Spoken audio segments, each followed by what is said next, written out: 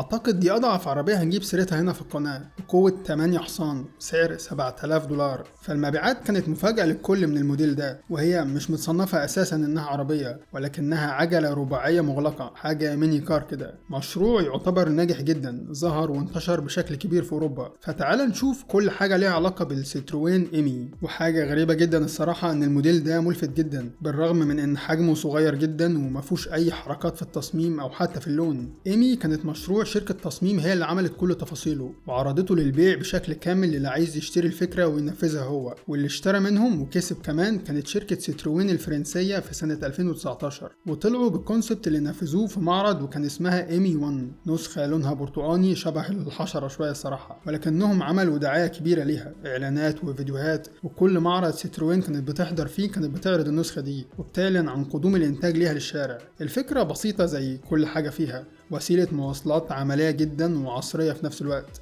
يمكن أكتر حاجة رهنوا إنها هتبيع الموديل ده إنها روشة كشكل خارجي، واعتمادية كأجزاء الميكانيكا بتاعتها، مش هتحتاج تصليح غير كل مدة كبيرة. وحتة سهولة الاستخدام، عندك العربية بتتشحن بفيشة عادية كأنها موبايل. وسموها إيمي لأن الشركة كان عندها عربية صغيرة زمان باعت كتير، والسوق الفرنسي كان عارفها شوية، وبعدها بسنة طلعت رسمي الموديل اللي ينفع تشتريه.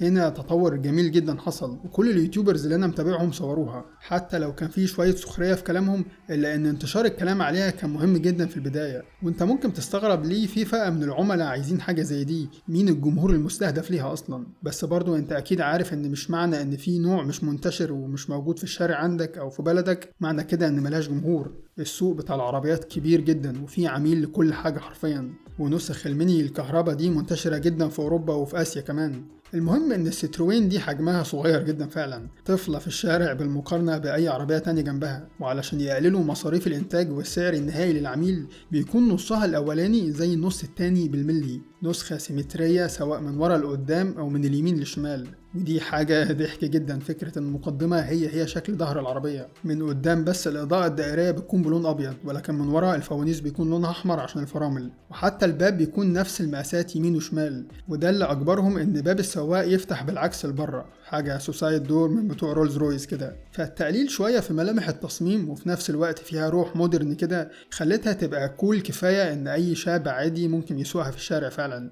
الأداء طبعا في البطيخ، وده مش مطلوب منها أبدا، دي مجرد وسيلة مواصلات. This is a Citroen Ami. It's got a manual handbrake, which means بنتكلم عن محرك كهرباء صغير بيولد 8 حصان، وسرعتها القصوى بتوصل ل 45 كيلومتر في الساعة، ومدى للشحنة الواحدة يمشيك حوالي 75 كيلو، والبطارية بتاعتها بتتشحن كلها في 3 ساعات بس. ده غير ان المواد اللي معمول منها البادي الخارجي مش حديد ولكن مواد شبه صلبة، يمكن بس الباب من جوه فيه دعامات حديد علشان الامان من الحوادث الجانبية. تحس مع اللون الرمادي ده ان البادي معمول من الفوم مضغوط مثلا. والاكسدام الامامي كله قطعة واحدة، مش محتاج بقى تقسيم لرفارف وصدمات ابدا. ومن جوه العربية ما فيهاش سماعات ولا فيها تكييف، لكن فيها جهاز تدفئة، وده شبه ضروري انها تتباع في اوروبا. كل الكلام ده اداها وزن صغير جدا 470 كيلو بس. وحتة تقليل السعر دي معكوسة جامد قوي في الداخلية، كل حاجة تقريبا بشكل مانيوال علشان يستغنوا عن اي مكان كهرباء. الازاز بيفتح لطبقتين بالايد، الهاند بريك بيكون بالواير، ومساحات التخزين القليلة معمولة من قوالب ثابتة. حتى من بره الشعار معمول ستيكر بشكل رخيص الصراحة، ولكنه ماشي مع فكرتها عموما. فهتلاقي ليها كمية مراجعات من اشخاص اشتروها على اليوتيوب كتير جدا، اكتر من اي مايكرو كار تانية انا شفتها فعلا. وهي في نفس حتة الرينو تويزي اللي كنا اتكلمنا عليها لو تفتكر. وهو كل شركة بتحاول تدخل الفئة دي لصفها في الكام سنة الأخيرة.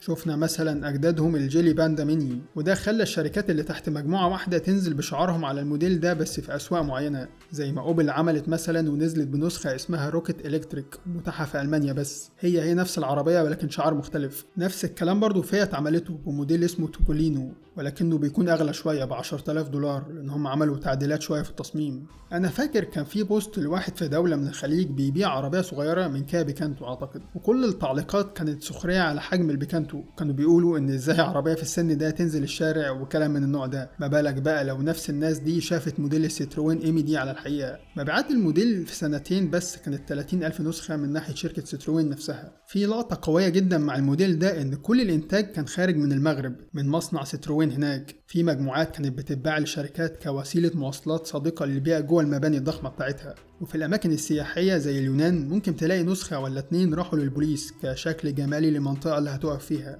وسهولة استخدام العربيات اللي من النوع ده بتخلي فئة عمرية أقل تعرف تسوقها عادي. في بلاد معينة مسموح إن ما يكونش فيه رخصة سواقة للي راكبها أصلا، لأنها مش عربية زي ما قلت لك بالمعنى الحرفي اللي احنا نعرفه، وغالبا هتكون قيادتها جوه المدينة في الشوارع الضيقة وعلى سرعات بطيئة جدا. فنزل منها نسختين في البداية بنفس اللون الأساسي بتاعها ده اللي هو رمادي في درجة أزرق فاتح. الشكل الأول بيكون متاح كرسيين بشكل عادي، ولكن النسخة التانية بتكون اسمها كارجو، داخليتها خاصة بتوصيل الطلبات. وإيمي حققت أكتر بكتير من توقعات الشركة ليها، وده اللي خلاهم ينزلوا بنسخة محدودة للشاطئ تكون من غير أبواب وسموها إيمي باجي. عملوا 50 نسخة كلهم اتباعوا في نفس اليوم اللي طرحوا فيه حجزها. وقريت خبر كده إن في باتش جديد من 1000 باجي هيكون متاح للبيع في آخر السنة دي، وقاعدة عجلاتها بتكون أكتر من 2 متر، فحرفيا تقدر تحضنها لو فردت دراعك على الآخر. وشكل العجلات مميز جدا بالألوان بتاعته اللي بتكون بجنود بمقاس 14 إنش، ولكن ده مجرد كفر لجنود حديد عادية من تحته. بالنسبة للسنة دي سنة 23 فبقى متاح فئة جديدة اسمها تونيك، تقدر تعرفها بالجزء الأسود البلاستيك اللي زودوه على المقدمة، نفس كل حاجة بس بيكون إنتاج موديل السنة الجديدة. وزي ما قلت لك في أشخاص حبوا الموديل ده جدا جدا لدرجة إن في واحد بدأ قناة على اليوتيوب كاملة بيصور فيها حياته مع العربية دي.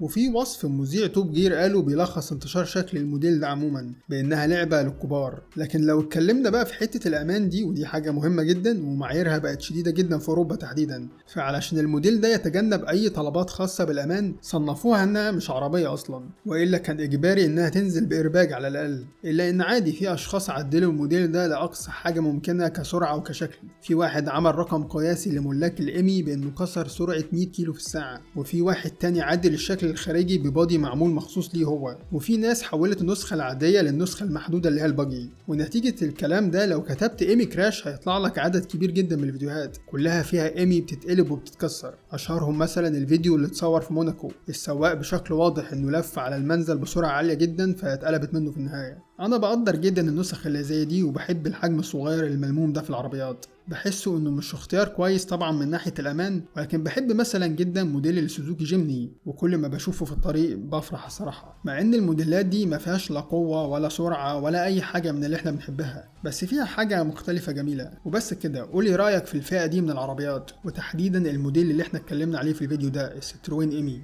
لو معاك 8 هتشتريها ولا لا؟ سلام.